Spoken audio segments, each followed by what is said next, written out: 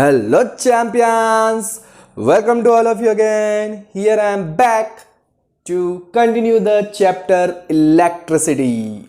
Okay champions, तो फटाफट से फ्रेश अप हो जाइए और पेन और कॉपी उठा के मेरे साथ स्टार्ट हो जाइए. So let's start. ओके, सो पिछले 2 लेक्चर्स में हमने काफ़ी कुछ पढ़ लिया है, अच्छे से डिटेल में पढ़ लिया है ना. तो आज का हमारा टॉपिक है Ohm's law. Ohm's law start करने से पहले थोड़ा सा रिकॉल कर लेते हैं कि हमने क्या क्या लास्ट लेक्चर में पढ़ा था, है ना. तो करंट के बारे में पढ़ा था हमने, इलेक्ट्रिक करंट क्या होती है, कैसे फ्लो करती है. इससे पहले वाले लेक्चर में हमने पढ़ा था कि इलेक्ट्रिक पोटेंशियल क्या होता है वगैरह वगैरह सारी चीज़ें हमने पढ़ी थी. ठीक है, पोटेंशियल डिफरेंस क्या होता है, everything we have discussed. Okay, so Ohm's law, basically Ohm's law जो है किस पे डिपेंडेंट है, पोटेंशियल डिफरेंस और करंट के बारे में बोला गया है. किसके किसके बारे में बोला गया है ओम्स लॉ में, पोटेंशियल डिफरेंस एंड करंट के बारे में. करंट को हम किससे डिनोट करते हैं बच्चों, आई से, है ना, बता चुका था मैं. उसकी यूनिट क्या होती है, एम्पियर. पोटेंशियल डिफरेंस को वी से डिनोट करते हैं, उसकी यूनिट क्या होती है, वोल्ट. ठीक है, तो कैसे, तो हमने पिछले लेक्चर में पढ़ा था कि 2 टर्मिनल पॉइंट्स होते हैं सेल के अंदर, या फिर 2 पॉइंट हम ऐसे एज्यूम कर लेते हैं जहां पे पोटेंशियल का डिफरेंस होना चाहिए. ठीक है, मतलब 2 पॉइंट के बीच में डिफरेंट पोटेंशियल होना चाहिए. डिफरेंट पोटेंशियल मतलब कि एक पॉइंट में आपका हायर पोटेंशियल होना चाहिए, एक पॉइंट पे आपका लोअर पोटेंशियल होना चाहिए. उससे क्या होगा, चार्जेस फ्लो करेंगे सर. जब तक पोटेंशियल डिफरेंस ही नहीं होगा तो चार्जेस कैसे फ्लो करेंगे. अगर पोटेंशियल डिफरेंस आपका क्या हो गया, मतलब दोनों पॉइंट पे पोटेंशियल अगर सेम हो गया तो चार्जेस विल नॉट फ्लो. याद रखना है, चार्जेस फ्लो नहीं करेंगे देन. तो चार्जेस फ्लो करने के लिए दोनों पॉइंट के बीच का पोटेंशियल सेम नहीं होना मांगता. क्या होना मांगता, डिफरेंट होना मांगता. ठीक है, तो डिफरेंट होगा. ठीक, तो वहां से हमको पता चला था कि पोटेंशियल डिफरेंस मतलब पोटेंशियल जो है 2 पॉइंट का डिफरेंट होने के कारण वहां से क्या होगा, चार्जेस फ्लो करेंगे higher potential to lower potential. और चार्ज जहां पे फ्लो करते हैं उस चार्जेस फ्लो के कारण ही हम उसको क्या बोलते हैं, फ्लोइंग ऑफ करंट बोलते हैं, है ना. फिर करंट की डायरेक्शन वगैरह हमने सब डिसाइड कर ली थी. क्लियर है, यहां तक क्लियर है. तो पोटेंशियल डिफरेंस होना मांगता to flow the current. Current को फ्लो करने के लिए वहां पे पोटेंशियल का डिफरेंस होना जरूरी है. ठीक है, तो यहाँ पे क्या कहते हैं हमारे ओम भैया, क्या कहते हैं, ये भी एक साइंटिस्ट का नाम था, है ना. साइंटिस्ट जी ने दिया था तो उन्हीं के नाम पे रख दिया गया ओम्स लॉ. क्लियर है कि नहीं है. तो क्या कहते हैं हमारे साइंटिस्ट भैया क्या कहते हैं, ये कहते हैं कि एट कांस्टेंट टेम्परेचर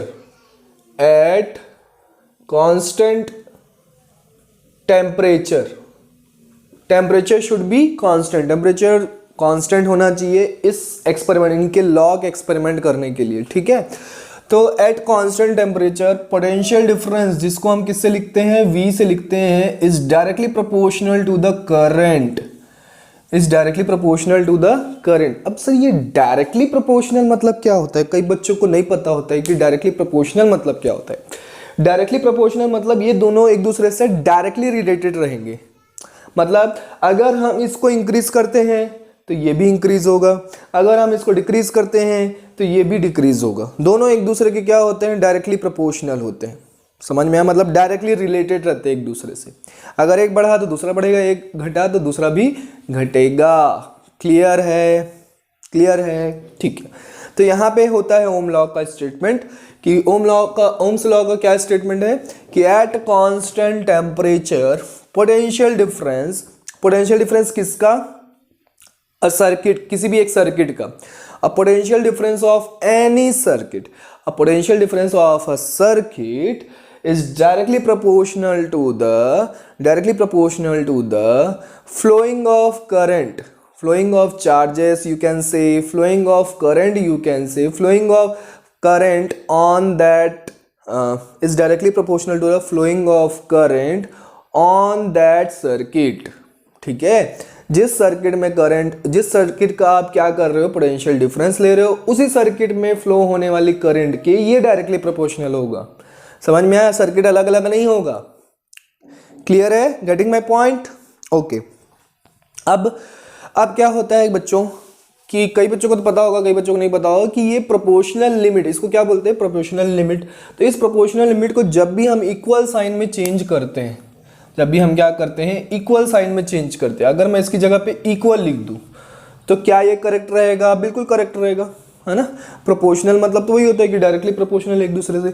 बट यहाँ पे क्या करना पड़ता है, हमको एक कांस्टेंट लगाना पड़ता है, कोई सा भी एक कांस्टेंट लगाना पड़ता है। हर जगह अलग अलग डिफरेंट कांस्टेंट होते हैं। जैसे कि 9th क्लास में आपने ग्रेविटेशनल लॉ पढ़ा था, उसमें ग्रेविटेशनल कांस्टेंट हमने पुट किया था कैपिटल G, है ना। तो वैसे यहाँ पे भी जो है, यहाँ पे कांस्टेंट आएगा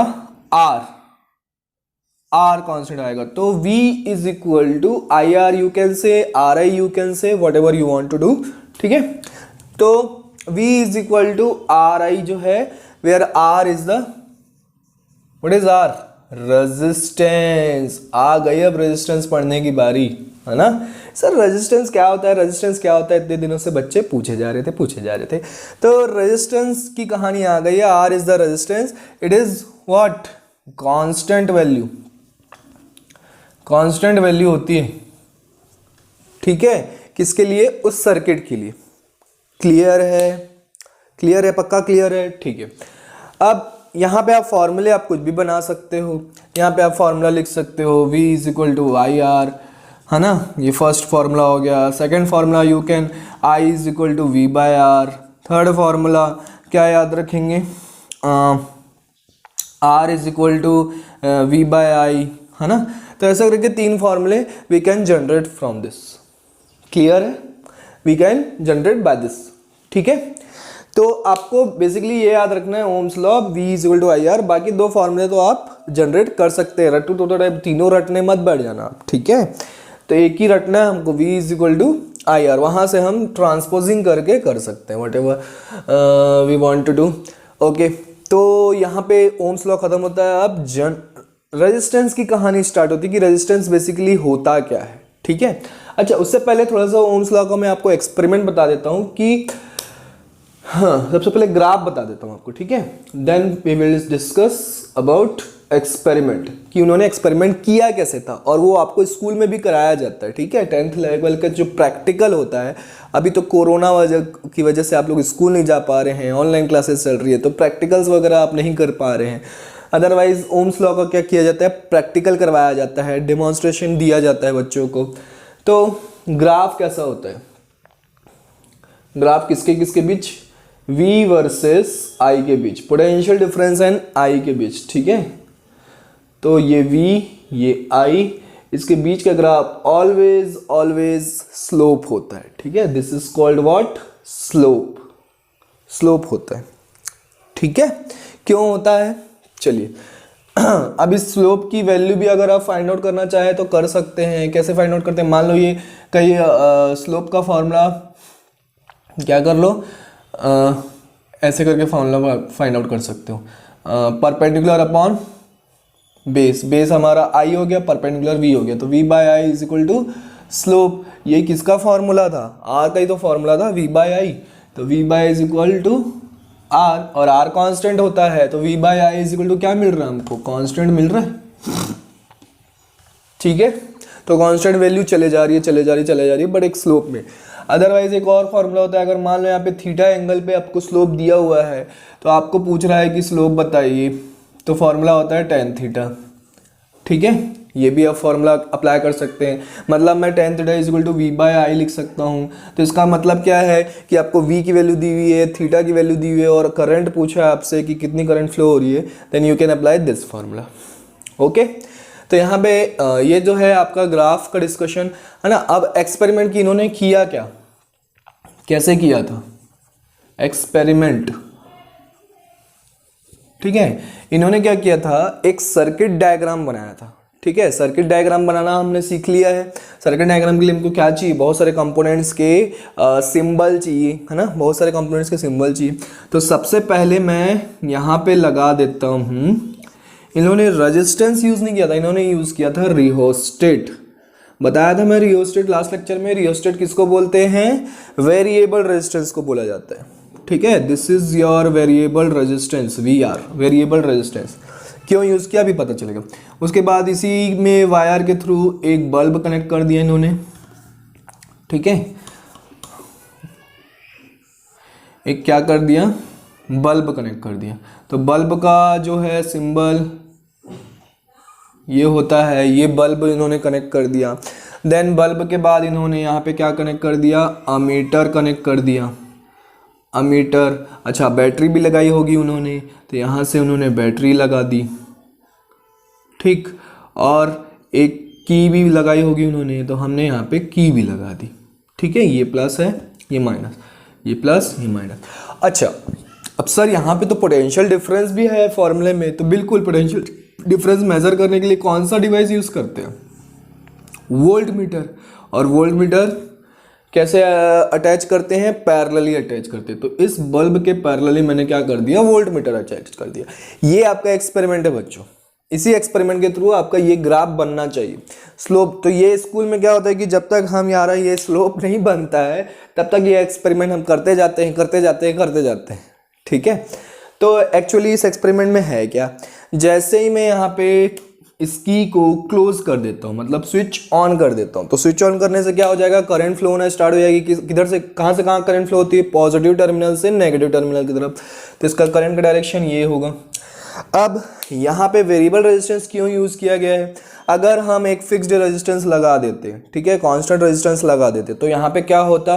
उसको चेंज करना है तो फिर इस वायर को खोलना पड़ता, फिर दूसरा रेजिस्टेंस लगाना है। तो ये वेरिएबल रियोस्टेट में क्या होता है? डिफरेंट एक बॉक्स टाइप का होता है, एक बॉक्स टाइप का होता है, और यहाँ पे लगा रहता है एक ट्यूनिंग टाइप का लगा रहता है, जिसमें हम क्या करते हैं? उसको सेट करते हैं कि हमको 10 ओम का रेजिस्टेंस चाहिए या 5 ओम का रेजिस्टेंस चाहिए, व्हाटएवर, ठीक है। ये 15 ओम का रेजिस्टेंस चाहिए, 20 ओम का रेजिस्टेंस है। तो ऐसे ट्यूनिंग करके हम क्या करते हैं? सेट करते हैं, ठीक है। उसी को बोलते हैं वेरिएबल। तो ये ज़्यादा बेटर है ना।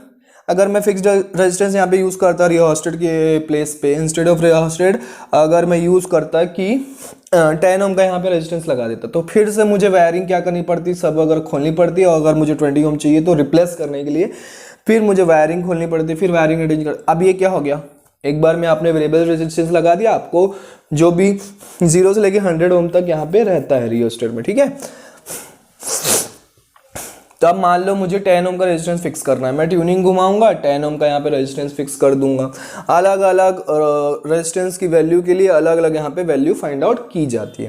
तो ये करंट गई, यहाँ से करंट गई, बल्ब चालू हो गया आपका, ये करंट ऐसे फ्लो हुई, है ना। इधर तो जा नहीं सकती क्योंकि इसका हाई रेजिस्टेंस होता है, तो इधर चले जाएगी इस पाथ में, और ये अमीटर से चलेगी। तो यहाँ पे हमको दोनों वैल्यूज क्या हो जाएगी? मिलती चली जाएगी। इधर से हम अमीटर में चेक करेंगे कि उसका डिफ्लेक्शन किस साइड हो रहा है, अमीटर में हमको क्या मिलते जाएगा? करंट की वैल्यू मिलती जाएगी कि कितनी करंट फ्लो हो रही है, और वोल्ट मीटर से हमको पोटेंशियल डिफरेंस की वैल्यू मिलते चली जाएगी, और हम वहाँ से वोल्टेज की वैल्यू नोट करते जाएंगे। तो ये दोनों वैल्यूज हम चेक करते जाएंगे फॉर डिफरेंट रेजिस्टेंस के लिए, तो हमको मिलती जाएगी वैल्यूज, और हम यहाँ पे क्या कर देंगे? ग्राफ प्लॉट करते जाएंगे। तो जब तक ये ग्राफ आपका स्लोप नहीं बन जाता तब तक आपको ये एक्सपेरिमेंट करते रहना है, भले दिन भर क्यों ना लग जाए।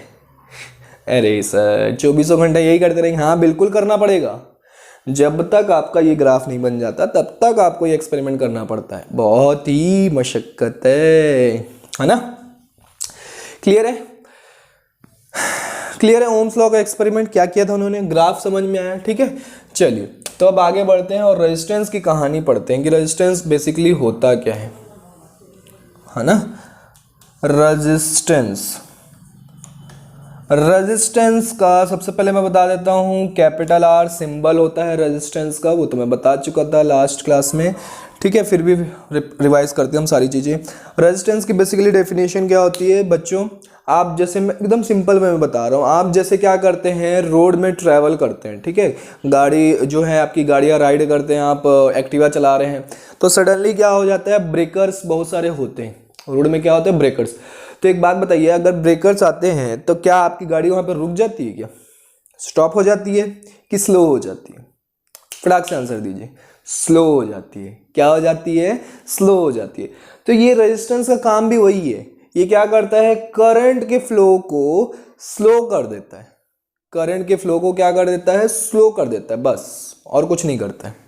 ठीक है, करंट जैसे आ रही है आ रही है आ रही है, देखिए इसीलिए इसका सिंबल भी देखो कैसे बनाया जाता है, एक स्पीड ब्रेकर की तरह, like this is your speed breaker. तो करंट आई आई यहाँ पे क्या हो गई? यहाँ पे आके स्लो हो गई। अरे भैया इसको जिग जिग जिग जिग करना है तो वो क्या हो जाती है? स्लो हो जाती है। तो वैल्यू कम नहीं होती है। मान लो अगर यहाँ से 10 एम्पियर की करंट फ्लो हो रही है तो यहाँ से भी 10 एम्पियर की फ्लो होगी। ऐसा नहीं है कि यहाँ पे 10 एम्पियर है तो यहाँ पे 8 एम्पियर हो जाएगी, नो। समझ में आ रहा? सिर्फ आप उसकी क्या कर देता है? स्पीड स्लो कर देता है। स्पीड ब्रेकर क्यों लगाया जाता है? स्पीड स्लो करने के लिए। समझ में आया रेजिस्टेंस का काम? तो डेफिनेशन तो आप बुक से पढ़ सकते हैं, डेफिनेशन बताने की जरूरत नहीं है, उसका मतलब समझ में आना चाहिए। क्लियर है? तो ये सिंबल हो गया। अब इसकी यूनिट क्या होती है? यूनिट जो है ओम अंकल जी के नाम पे रखा गया था। यहाँ पे आर जो है उसकी यूनिट क्या होती है? ओम। ठीक, इसका सिंबल, ओम का सिंबल होता है लाइक दिस। ये हमने लाइन खींची, ये उल्टा ऐसे हाफ सर्कल बनाया और ये दूसरी लाइन उसको कंप्लीट कर दिया। This is your symbol of ohm which is unit of resistance. Clear है? क्लियर है पक्का? चलिए, तो यहाँ पे रेजिस्टेंस हमको क्लियर हो गया कि रेजिस्टेंस क्या होता है basically.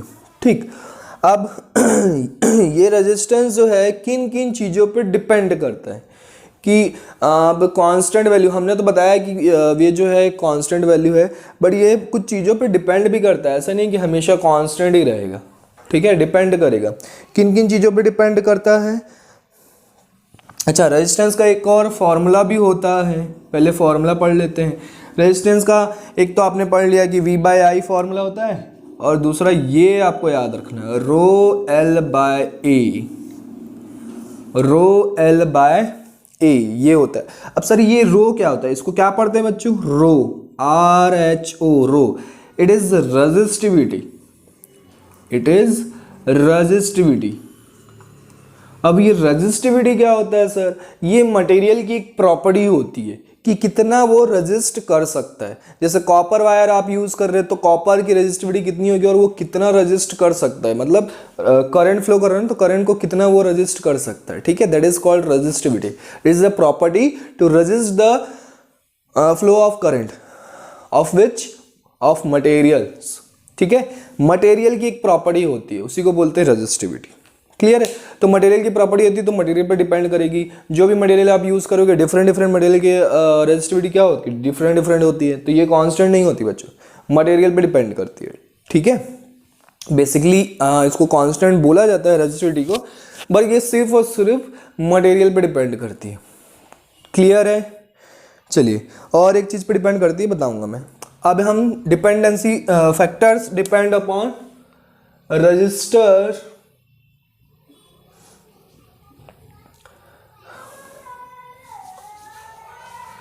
factors on which resistance R लिख देता हूं, समझ जाना। on which resistance depends, तो कौन कौन से फैक्टर्स पे डिपेंड करेगा रेजिस्टेंस? सबसे पहले लेंथ पे। किस पे डिपेंड करेगा? लेंथ पे। अब लेंथ के देखो यहाँ पे फॉर्मूला लिखा मैंने, R is equal to ρL/A। तो यहाँ से इस फॉर्मूले से आप निकाल सकते हैं। देखिए R is equal to directly दिख रहा है L, तो इसलिए R जो है डायरेक्टली प्रोपोर्शनल होता है L के। और डायरेक्टली प्रोपोर्शनल का मतलब अभी मैं बता चुका हूँ। तो डायरेक्टली प्रोपोर्शनल का मतलब क्या होता है कि आपने जैसे लेंथ बढ़ाई, मतलब बहुत बड़ी वायर अगर आपने यूज़ की, तो बहुत बड़ी वायर, तो उसका रेजिस्टेंस क्या हो जाएगा? उसकी रेजिस्टेंस भी बहुत ज़्यादा हो जाएगा। ठीक है, दोनों एक दूसरे के डायरेक्टली प्रोपोर्शनल है। लेंथ बड़ी तो रेजिस्टेंस बड़ा, लेंथ छोटी तो रेजिस्टेंस छोटा। ठीक है। सेकंड, एरिया पे डिपेंड करता है। यू कैन सी एरिया इस फॉर्मूले में भी है, ए फॉर एरिया ना, यहाँ पे नहीं बताया क्या मैंने, L for length and A for area. ठीक है, तो एरिया पे कैसे डिपेंड करेगा? आप देखो अपॉन में है, तो अपॉन में है तो आप क्या करोगे, उसको ऐसे लिखोगे 1/A। तो जब भी प्रोपोर्शनल लिमिट के आगे 1 अपॉन करके कुछ लिखा रहता है तो इसको बोलते हैं इनवर्सली प्रोपोर्शनल। इसको क्या बोलते हैं? Inversely proportional. ठीक है, तो इनवर्सली प्रोपोर्शनल, इनवर्स मतलब क्या होता है? उल्टा। तो उल्टा होगा, अगर आप एरिया बढ़ाते हो तो रेजिस्टेंस कम हो जाएगा, अगर आप एरिया घटाते हो तो रेजिस्टेंस बढ़ जाएगा।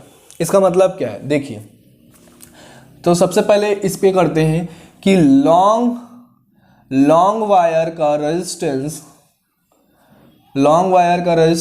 हाई होगा कि लो? बताइए, जल्दी बताइए। शॉर्ट वायर का रेजिस्टेंस हाई होगा कि लो? जल्दी बताइए। वैसे ही ठीक है, वैसे ही आपका है थिन वायर का रेजिस्टेंस हाई होगा कि लो? एंड थिक वायर का रेजिस्टेंस हाई होगा कि लो? ठीक है, चलिए फटाक से बताइए। लॉन्ग वायर मतलब लेंथ की बात कर रहा है, तो लेंथ जो है डायरेक्टली प्रोपोर्शनल होता है, मतलब लेंथ बढ़ाओगे तो रेजिस्टेंस बढ़ेगा। लॉन्ग वायर मतलब लेंथ ज़्यादा तो रेजिस्टेंस भी ज़्यादा। शॉर्ट वायर मतलब लेंथ कम तो रेजिस्टेंस भी कम। थिन वायर मतलब पतली वायर, और पतली वायर मतलब एरिया कम मतलब रेजिस्टेंस ज़्यादा। थिक वायर मतलब मोटी वायर, है ना? मोटी वायर मतलब एरिया ज़्यादा, तो एरिया ज़्यादा मतलब रेजिस्टेंस लो। समझ में आया? ये क्वेश्चन ऐसे पूछे जाते हैं, लॉन्ग वायर का रेजिस्टेंस कम होता है कि शॉर्ट वायर का रेजिस्टेंस कम होता है, तो आपको बताना है। ठीक है, तो उसके लिए आपको ये फैक्टर्स पता होना चाहिए, प्रोपोर्शनलिटी पता होना चाहिए। ठीक है, थर्ड नेचर ऑफ सब्सटेंस पे भी डिपेंड करता है। ठीक है, नेचर ऑफ सब्सटेंस पे कैसे डिपेंड करेगा? सब्सटेंस के नेचर पे कैसे डिपेंड करेगा? बताइए, सब्सटेंस पे कैसे डिपेंड करेगा? इनवर्सली कि डायरेक्टली? नेचर मतलब क्या होता है कि कौन सा मटेरियल आपने यूज किया है, उसका नेचर कैसा है, वटेवर। ठीक है, तो नेचर पे कैसे डिपेंड करेगा बताइए। अच्छा, इस एरिया को हम क्रॉस सेक्शन भी बोलते हैं ना, तो आप क्रॉस सेक्शन दिया होगा तो घबराना मत, वो एरिया की ही बात कर रहा है। ठीक है,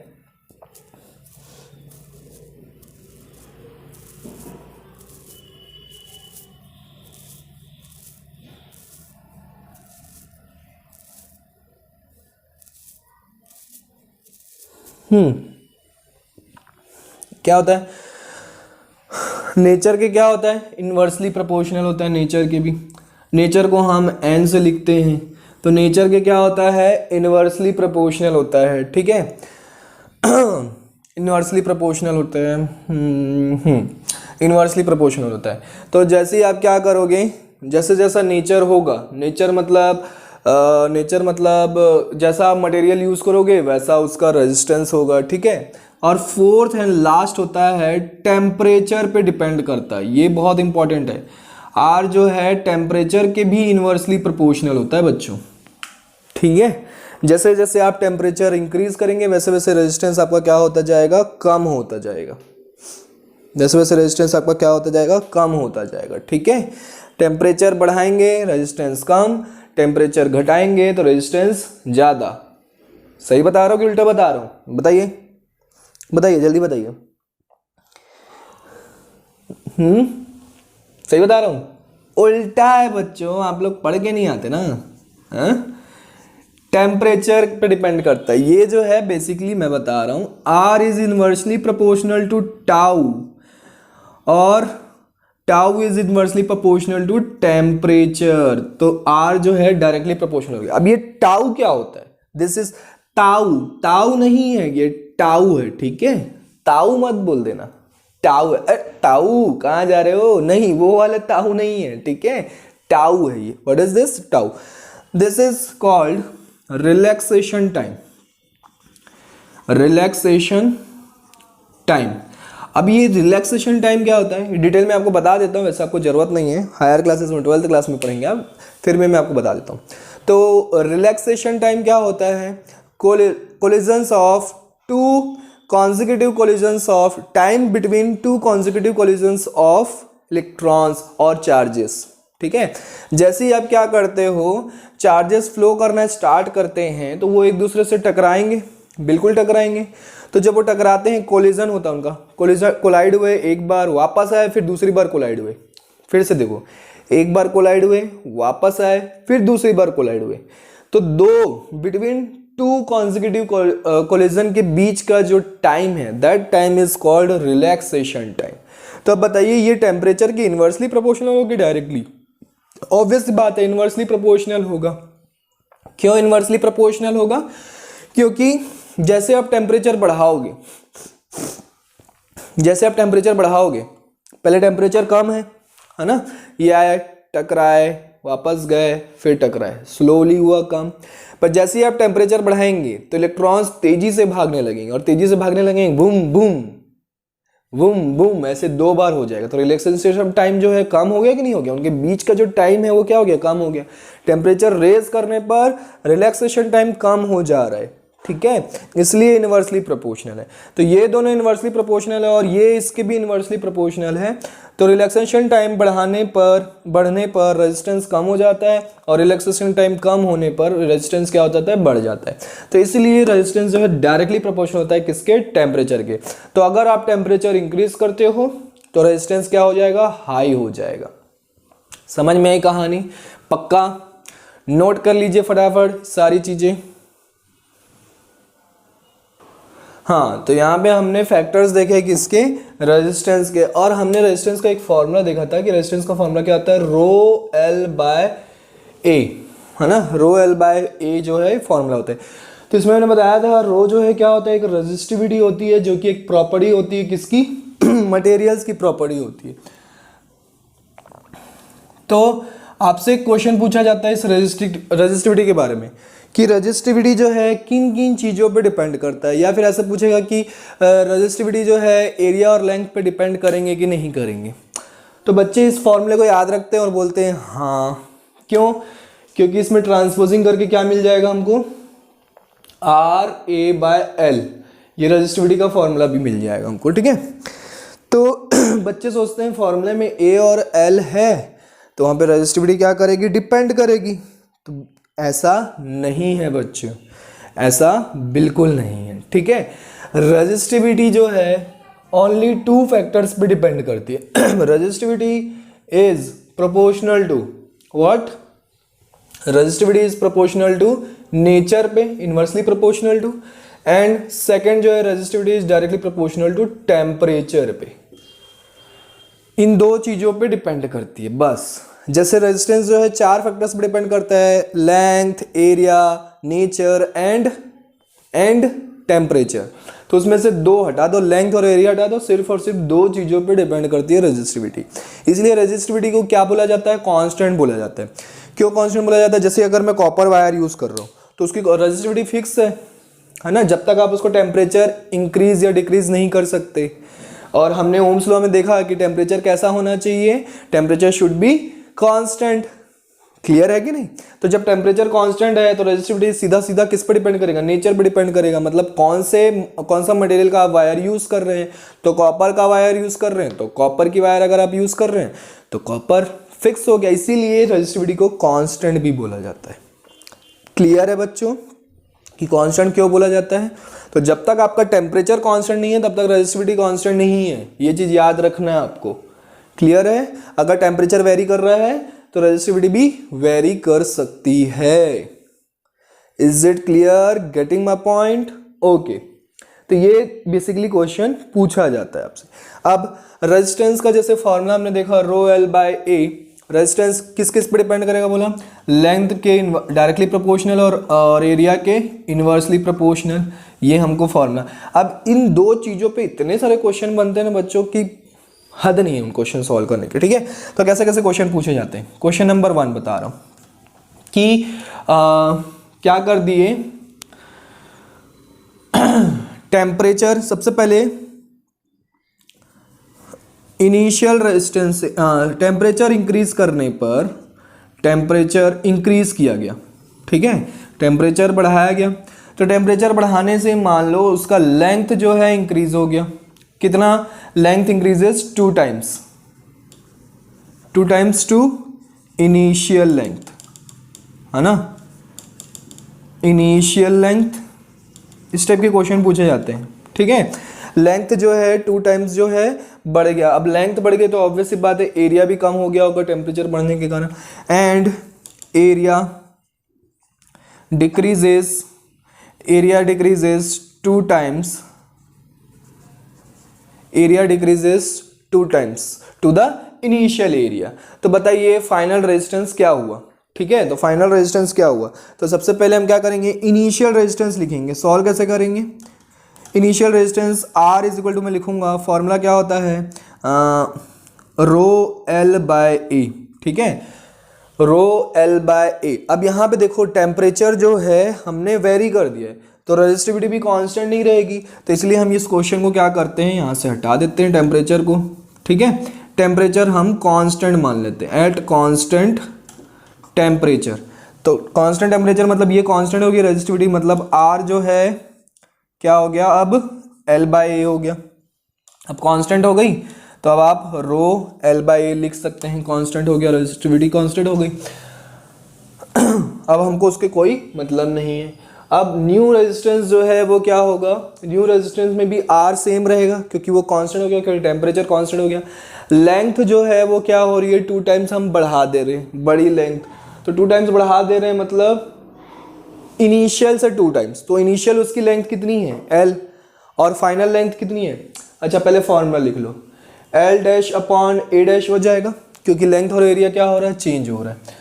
तो L डैश जो है वो 2 टाइम्स ऑफ इनिशियल लेंथ है, और A डैश जो है वो भी 2 टाइम्स ऑफ इनिशियल एरिया है। तो यहाँ पे पुट कर लीजिए, रो L के प्लेस पे, L डैश के प्लेस पे क्या लिखेंगे 2L, और A डैश के प्लेस पे 2A, तो ये 2 कैंसिल हो जाएगा, R डैश क्या मिल जाएगा, रो L बाय ए। ओ मतलब रेजिस्टेंस जो है वो चेंज ही नहीं हुआ, सेम रहा इनिशियल के, ठीक है। रेजिस्टेंस, न्यू रेजिस्टेंस भी इनिशियल रेजिस्टेंस के सेम रहा। समझ में आया, मजा आ रहा है। चलो अब बताओ, मुझे सॉल्व करके बताना, ठीक है। अब मुझे सॉल्व करके बताना, एट कांस्टेंट टेम्परेचर, अगेन हमारा टेम्परेचर जो है कांस्टेंट है, T is the constant. Constant temperature पे मैं अब बोल देता हूं कि लेंथ जो है लेंथ जो है वो 3 टाइम्स इंक्रीज हो गई। कितनी हो गई, 3 टाइम्स इंक्रीज हो गई, ठीक है, और 3 टाइम्स इंक्रीज हो गई। और रेडियस जो है, रेडियस, ठीक है, रेडियस जो है वो भी इंक्रीज हो गया, कितना, 2 टाइम्स। रेडियस वायर की, वायर जो है रेडियस क्यों बोल रहे हैं, क्योंकि वायर जो है सर्कुलर फॉर्म में होती है, तो वायर का रेडियस जो है 2 टाइम्स क्या हो गया, इंक्रीज हो गया, ठीक है। दोनों चीजें इंक्रीज हो रही है। अगेन आपको न्यू रेजिस्टेंस फाइंड आउट करना है, तो पहले सॉल्यूशन में क्या करेंगे, इनिशियल रेजिस्टेंस का फॉर्मूला लिखेंगे। क्योंकि टेम्परेचर कांस्टेंट है तो रो ही रहेगा भैया, फिक्स हो गया। यही मैंने अभी बताया था पहले कि रो जो है बेसिकली टेम्परेचर पे डिपेंड करता है। टेम्परेचर अगर आप वेरी करोगे तो रेजिस्टिविटी भी चेंज होगी, ठीक है। तो रो L बाय ए हमने इनिशियल रेजिस्टेंस लिख दिया। न्यू रेजिस्टेंस का फॉर्मूला क्या होगा, rho L dash by A dash, ठीक है। R dash is equal to, अब मुझे रिलेशन निकालना है, न्यू लेंथ जो है इनिशियल लेंथ के कितना है, 3 टाइम्स है, 3L। ये जो 3 टाइम्स लिखा हुआ है ये इनिशियल लेंथ से ही कोरिलेट करके बताया गया है। आपको बार बार नहीं बोला जाएगा कि 3 टाइम्स इंक्रीज हुआ टू द इनिशियल लेंथ, नहीं, आपको वहाँ पे कॉमन सेंस यूज करना है, ठीक है। तो L dash is equal to 3L, और A डैश कैसे निकालेंगे, यहाँ पर रेडियस बोला है, इस बार एरिया नहीं बोला है। तो एरिया का फॉर्मूला बताइए सबसे पहले, तो मुझे एरिया का फॉर्मूला क्या होता है for wire, pi R square, क्योंकि सर्कुलर वायर होती है, और सर्कल का एरिया का फॉर्मूला क्या होता है, पाई आर स्क्वायर, ठीक है।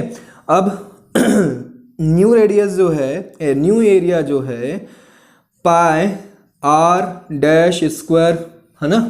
तो न्यू एरिया हम फाइंड आउट करते हैं, कितना आएगा, न्यू एरिया हम फाइंड आउट करते हैं कितना आएगा, पाई आर डैश के प्लेस पे हम क्या पुट करेंगे, R dash is equal to कितना है, 2 टाइम्स, है ना, 2R, ठीक है, 2 times of initial radius, small r लिख देता हूँ यहाँ पे, है ना, स्मॉल r रेडियस और कैपिटल R इज रेजिस्टेंस। तो 2r हो गया। रेडियस जो है कितने हो जा रही है, 2 टाइम्स हो जा रही है, डबल हो जा रही है। तो पाई इज इक्वल टू नहीं, r dash is equal to हम क्या पुट करेंगे, 2r पुट करेंगे और होल स्क्वायर हो जाएगा क्योंकि r डैश का स्क्वायर है। अब a डैश हमको मिलने जा रहा है बच्चों, यहाँ पे क्या हो जाएगा, 2 का square 4, pi R square again मिल जाएगा। ये किसकी वैल्यू है, इनिशियल एरिया की, तो 4 टाइम्स ऑफ एरिया हो गया आपका। ठीक है, तो पहले आपको ये फाइंड आउट करना जरूरी है। देन अब हम फाइंड आउट कर सकते हैं क्या, न्यू रेजिस्टेंस। तो न्यू रेजिस्टेंस का फॉर्मूला क्या हो गया, न्यू रेजिस्टेंस का फॉर्मूला हो गया रो एल डैश की वैल्यू कितनी है, एल डैश 3l और ए डैश की वैल्यू कितनी आई 4a। तो कितना है, अब ये 3/4 तो कैंसिल आउट नहीं होगा, है ना। तो 3/4 बाहर लिख देता हूँ, इसको लिख देता हूँ रो एल बाय ए। ये किसका फॉर्मूला है, आर का, तो R dash is equal to 3/4 R. मतलब न्यू रेजिस्टेंस जो है ओल्ड रेजिस्टेंस के कितने टाइम्स हो गया, 3/4 टाइम्स हो गया। समझ में आया बच्चों, समझ में आ रहा है कि नहीं आ रहा है। चलो अब डिक्रीजिंग वाला एक क्वेश्चन कर लेते हैं, है ना। डिक्रीजिंग वाला एक क्वेश्चन कर लेते हैं। डिक्रीजिंग वाला जैसे मान लो टेम्परेचर कांस्टेंट है, अगेन हमारा ये चीज़ आपको ध्यान देना है, टेम्परेचर कांस्टेंट नहीं है तो रेजिस्टिविटी भी वेरी करेगी। बार बार रिपीट कर रहा हूँ मैं, ठीक है, तो इसलिए हम बार बार टेम्परेचर कांस्टेंट लेके सॉल्व करें। बेसिकली कांस्टेंट टेम्परेचर वाले आपसे क्वेश्चंस पूछे जाएंगे 10th लेवल पे। तो और अगर टेम्परेचर वेरी वाला भी अगर क्वेश्चन आ गया ना बच्चों, तो घबराने की जरूरत नहीं है। आपको रेजिस्टिविटी की वैल्यू गिवन होगी क्वेश्चन में, बस उस रेजिस्टिविटी की वैल्यू पुट कर देना है फॉर्मूले में, नथिंग। बस इतनी तो मेहनत बचेगी आपकी, कैलकुलेशन बढ़ेगा और क्या। समझ में आ रहा। ऐसा नहीं कि सर ने बताया कि भैया टेम्परेचर कांस्टेंट होता है, रेजिस्टिविटी कांस्टेंट होती है, टेम्परेचर वेरी कर रहा है और रेजिस्टिविटी को कांस्टेंट पुट कर दिए। रेजिस्टिविटी की वैल्यू फिर गिवन होगी आपको उस क्वेश्चन में, अगर टेम्परेचर वेरी बोला होगा तो। ठीक है, चलिए आगे बढ़ते हैं। फिर से मैं बोलता हूं कि लेंथ, दिस टाइम लेंथ क्या हो रही है, डिक्रीज हो रही है। कितना, 2 टाइम्स डिक्रीज हो रही है, 2 टाइम्स डिक्रीज हो रही है ना। और रेडियस जो है वो भी डिक्रीज हो रहा है, रेडियस डिक्रीज हो रहा है। कितना, रेडियस को इंक्रीज कर देते हैं, ठीक है, एक को डिक्रीज और एक को इंक्रीज कर देते हैं। अब देखते हैं आंसर क्या आता है। रेडियस को इंक्रीज कर देते हैं अगेन 2 टाइम्स, अगेन 2 टाइम्स, ठीक है। तो नया रेजिस्टेंस बताइए। तो नया रेजिस्टेंस बताने के लिए प्रीवियस रेजिस्टेंस का फॉर्मूला लिखना पड़ेगा रो एल बाय ए। अब एल डैश जो है वो कितना होगा, 2 टाइम्स अब डिक्रीज हो रहा है तो एल बाय 2 लिखेंगे। 2 टाइम्स डिक्रीज बोलेगा तो डिवीजन में आ जाएगा। अब रेडियस जो है R dash is equal to 2 times increase हो रहा है मतलब 2r। अगेन देखो उसको सॉल्व किए हुए हम पहले, तो दोबारा नहीं कर रहा हूँ, आप लोग फिर से कर लेना। ए डैश जो है कितना टाइम मिलेगा हमको, 4a टाइम्स मिलेगा, है ना। बस पुट कर दो value, R dash is equal to rho L dash by A dash, formula बन जाएगा। एल डैश की जगह पे क्या पुट करूँगा, एल बाय 2, और ए डैश की जगह पे क्या पुट करूँगा 4a। अब कई बच्चे क्या करेंगे, इस 2 और 2 जो 4 कैंसिल आउट करके बैठ जाएंगे, जो कि नहीं होगा बच्चों। देखो 4a बाय, इसको आप क्या कर लो, डिवीजन में चेंज कर लो, ठीक है, इसको भी फ्रैक्शन में चेंज कर लो, 4a बाय 1 लिख सकते हो। अब आपको ये करना रहता है, l इंटू 1 ये मल्टीप्लाई होगा और 4a इंटू 2 ये मल्टीप्लाई होगा। तो इसको कैसे लिखेंगे, l इंटू 1 जो है ऊपर लिखेंगे, ठीक, क्योंकि l ऊपर है और 4a नीचे है, मतलब 4a के साथ जो भी मल्टीप्लाई होगा वो नीचे लिखेंगे। मतलब l बाय कितना मिल रहा है, 8a मिल रहा है, मतलब 1/8 मैं इधर लिख लेता हूँ साइड में, और रो l बाय a मतलब 1/8r, मतलब r बाय 8। मतलब रेजिस्टेंस अब दिस टाइम क्या हो रहा है, डिक्रीज हो रहा है। कितना, 8 टाइम्स डिक्रीज हो रहा है। क्लियर है बच्चों। अगेन बहुत सारे क्वेश्चन, मैंने बोला ना बहुत सारे इनफाइनाइट टाइम्स क्वेश्चंस बन सकते हैं इसके, ठीक है। अब एक क्वेश्चन इसमें आ जाता है कि रेशियो फाइंड आउट करना है, R dash raise to R, मतलब न्यू रेजिस्टेंस और इनिशियल रेजिस्टेंस का रेशियो फाइंड आउट करना है, ठीक है। चलिए रेशियो फाइंड आउट करते हैं। कब, when length decreases 3 times and radius also decreases 3 times, तब आपको बताना है कि न्यू रेजिस्टेंस और इनिशियल रेजिस्टेंस का रेशियो जो है कितना होगा। अच्छे से हम सारे न्यूमेरिकल सॉल्व करेंगे बच्चों, डोंट वरी। आज की लेक्चर में ही हम इतना रेजिस्टेंस पे कंप्लीट करेंगे, नेक्स्ट लेक्चर में ओम्स लॉ से हम सारे न्यूमेरिकल कंप्लीट करेंगे, ठीक है। तो एल जो है डिक्रीज हो रहा है 3 टाइम्स और हाँ, तो यहाँ पे क्या लिखेंगे, L dash is equal to L/3 और R dash is equal to R/3, क्योंकि ये भी डिक्रीज हो रहा है। ठीक, अब आपको एरिया फाइंड आउट करना पड़ेगा। A dash is equal to pi R dash का स्क्वायर, है ना, पाई R/3 का होल स्क्वायर। तो आपको क्या मिल जाएगा, A dash is equal to pi R square by 9 मिल जाएगा। मतलब आप क्या कह सकते हैं कि एरिया जो है वो 9 टाइम्स क्या हो रहा है, डिक्रीज हो रहा है। ठीक है, सिंपल है। रेडियस अगर 3 टाइम्स डिक्रीज होगा तो 3 का स्क्वायर कर दो, क्योंकि आर स्क्वायर होता है एरिया का फॉर्मूला। तो एरिया क्या हो जाएगा, 9 टाइम्स डिक्रीज हो जाएगा। समझ में आ रहा है, लॉजिक लगाते जाना। अब हमको क्या करना है, आर डैश बाय आर, इसका रेशियो फाइंड आउट करना है। तो फॉर्मूला लगा दीजिए, rho L dash by A dash upon rho L by A. Rho cancel out, R dash by R, फिर से वही कहानी, इसको इसके साथ मल्टीप्लाई कीजिए, इसको इसके साथ। तो L dash into A divided by L into A dash, ये हो जाएगा। R dash by R, L dash की वैल्यू कितनी है, L/3, है ना, इंटू ए की वैल्यू कितनी, ए की वैल्यू तो ए है, एल की वैल्यू एल है, ए डैश की वैल्यू कितनी है, A/9, है ना, A/9 है। अब यहाँ पे देखिए क्या क्या कैंसिल आउट हो जाएगा। पहले मैं इन फ्रैक्शंस को मल्टीप्लाई में चेंज कर देता हूँ, इसको इसके साथ मल्टीप्लाई कर दो, इसको इसके साथ मल्टीप्लाई कर दो। तो L into 9 into A upon में L इंटू ए इंटू 3। तो A will be cancel out, L will be cancel out, 3 1 जा 3 3 जा 9। तो आर डैश बाय आर का रेशियो क्या मिला, 3:1। समझ में आई कहानी। तो ऐसे करके हम क्या कर सकते हैं, रेजिस्टेंस से रिलेटेड जितने भी क्वेश्चन पूछे जाएं you can solve them. Okay champions, तो प्रैक्टिस करते रहो और भी क्वेश्चन इस स्टेप से सॉल्व करो। नेक्स्ट लेक्चर में मैं ओम्स लॉ से रिलेटेड सारे क्वेश्चंस आपको कराऊंगा और अच्छे से क्लियर कर दूंगा। और अगर हो पाया तो कॉम्बिनेशन ऑफ रेजिस्टेंस भी पढ़ लेंगे हम नेक्स्ट लेक्चर में। ओके, तो bye bye, take care, see you in the next lecture.